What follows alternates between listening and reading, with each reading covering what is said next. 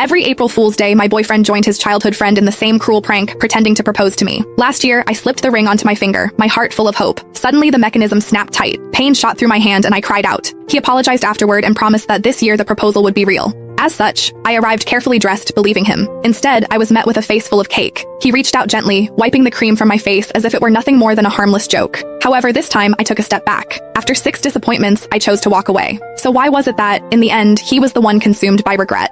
Every year on April Fool's Day, my boyfriend would team up with his childhood best friend to pull the same prank on me. He would pretend to propose. Last year, the two of them laughed like it was the funniest thing in the world, even though my fingers were almost crushed in the process. Later, he apologized and swore that this year would be different. This year, the proposal would be real. As such, when he called me again, sounding urgent and telling me to come to the place where we had our very first date, I believed him. I curled my hair, got my nails done, and spent extra time perfecting my makeup. I picked out a brand new outfit and even drafted the announcement post I was going to share once everything became official. However, the second I stepped through the door, smiling and full of excitement, a thick slab of cake cream slammed straight into my face. Laughter burst out from among the crowd and a girl's voice rang out, bright and smug. I told you Whitney can't take a joke, someone else said. You insisted on calling her. Now look at what's happened. Sylvia huffed and sat on the couch. The mood shifted instantly. The way everyone looked at me turned cold. She was the only girl in their group, the one everyone spoiled. As long as she was unhappy, everyone would rush to comfort her, Nolan included. The first time I met her, she organized a game of truth or dare. When other people got dared, it was just something a little embarrassing. However, when it was my turn, they asked me to do something way out of line in front of everyone. All I said was that it was too much and I did not like it. Sylvia's eyes immediately turned red and she ran out of the room. Everyone ran after her, Nolan too. The welcome party that was supposed to be for me ended with me sitting there alone. He never said anything about it afterward, but from that day on, he never brought me to their gatherings again unless Sylvia said it was okay. Then Nolan looked at me, his brows pulled tight. Whitney, apologize to Sylvia. Before, I would have swallowed everything. I would have forced a smile, apologized, and explained myself just to fit in, just so Nolan would not look bad in front of his friends. I probably would not have even waited for him to ask.